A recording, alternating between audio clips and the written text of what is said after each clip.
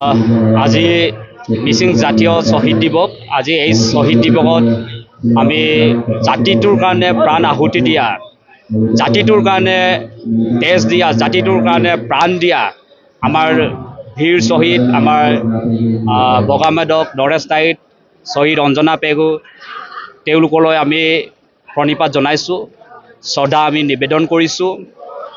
আৰু এই শ্বহীদ দিৱসত আমি সংকল্পবদ্ধ হৈছোঁ যে মিচিং জনগোষ্ঠীৰ দীৰ্ঘদিনীয়া সমস্যা এতিয়াও চৰকাৰে সমাধান কৰিবলৈ বহু বাকী আছে।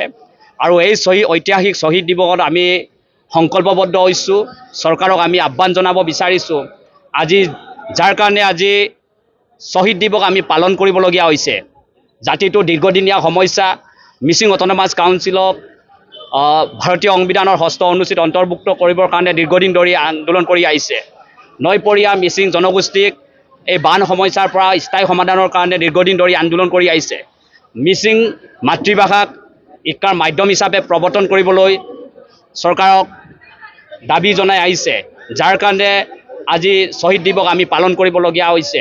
জনগোষ্ঠীৰ কাৰণে ঐতিহাসিক দিন আজি শ্বহীদ দিৱস। আজিৰ দিনটোতে অৰ্থাৎ 1995 চনৰ 21 এপ্ৰিল তাৰিখে মিচিং জনগোষ্ঠীৰ এক সৰ্বাংগীন উন্নয়নৰ কাৰণে মিচিং স্বায়ত্তশাসিত পৰিষদৰ যি দাবী, সেই দাবী অবিৰতভাৱে আন্দোলন চলাই আহিছিলে। কিন্তু এই সময়তে অৰ্থাৎ আজিৰ দিনটোতে তেতিয়াৰ কংগ্ৰেছী চৰকাৰখনে হিতেশ্বৰ শইকীয়াৰ নেতৃত্বত মিচিংসকলক এটা বোবা মিচিং স্বায়ত্তশাসিত পৰিষদ প্ৰদানৰ কাৰণে বিলমুখত মিচিং বাঁহ নিৰ্মাণ উদ্যোগত এটা অধিৱেশন পাতি ঘোষণা কৰিব বিচাৰিছিল। আৰু তাক তীব্ৰ বিৰোধিতা কৰি গণতান্ত্ৰিকভাৱে মিচিং জনগোষ্ঠীসকলে আন্দোলন কৰিছিল। বিশেষকৈ TMK নেতৃত্বত এই আন্দোলন প্ৰতিবাদৰ জৰিয়তে চৰকাৰক আমি জনাইছিলোঁ যে এনেধৰণৰ বোবা মিচিং স্বায়ত্তশাসিত পৰিষদৰ যি প্ৰদান কৰিবৰ কাৰণে আপোনালোকে আগবাঢ়িছে, তাক নকৰিবৰ কাৰণে আমি বাৰম্বাৰ আহ্বান জনাইছিলোঁ। তৎসত্ত্বেও তেওঁলোকে চৰকাৰে নামানাৰ কাৰণে আজিৰ দিনটোত প্ৰতিবাদ কৰিছে গণতান্ত্ৰিকভাৱে। আৰু এই প্ৰতিবাদ কৰাৰ এই মুহূৰ্ততে বিলমুখত নৰেশ বগা অঞ্জনা পেগুক সেই দিনটোতে তেওঁলোকে গুলীয়াই হত্যা কৰিছিল।